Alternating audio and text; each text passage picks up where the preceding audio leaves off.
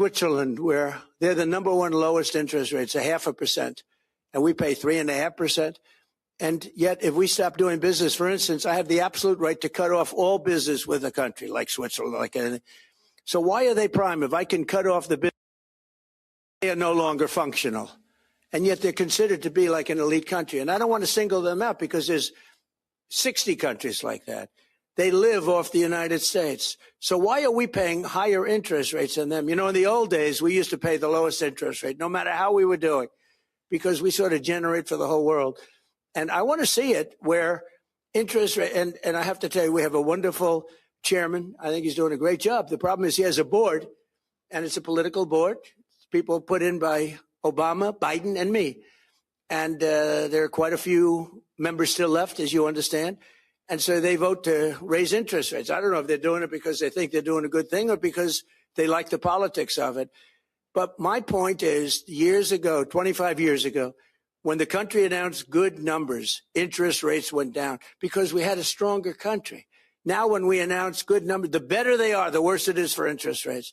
So we could have a GDP of 10 times. You know, they say, oh, it's going to be 3 times or 4.1.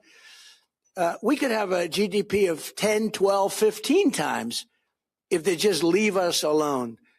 Let the rates go down. We should pay the lowest interest rates. You know, every point of interest is $600 billion. Think of that.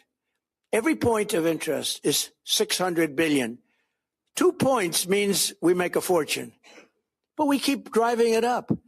It's a very unfair system. And I've said it now for a long time. When our country does well, interest rates should go down. I mean, every time I hear our country is doing well, I say, oh, it's too bad, because they lift up interest rates. They should drop interest rates because it means we have a strong country.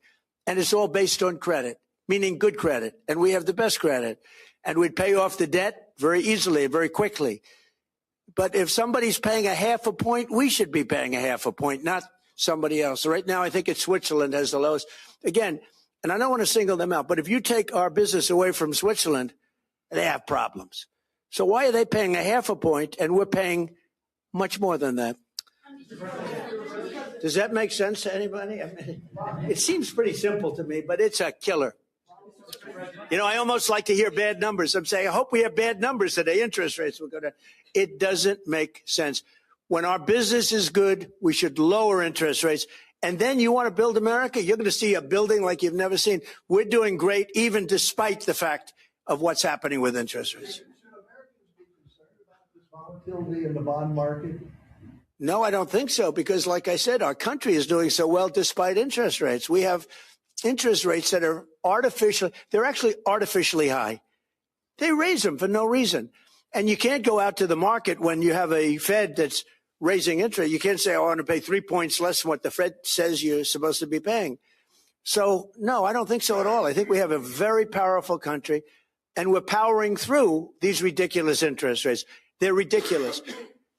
Look, when our country is strong, interest rates should go down.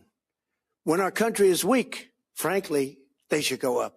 But this country is strong. There's never been in history the kind of money coming into a country as we have right now.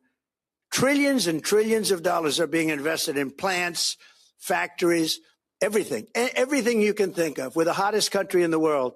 We are by far, and I said it 100 times, the king of Saudi Arabia, many, many people, they said 2 years ago, 3 years ago, your country was dead. Now you have the hottest country in the world. That's what we have. We have the hottest country in the world, and these people are helping us a lot. Thank you very much, everybody. Come on to the Oval Office. We're going to take them into the Oval Office. We're going to show them a real office, okay? Their offices are nice, but this is nice. Did you watch Donald Graham's debate? Thank you, press.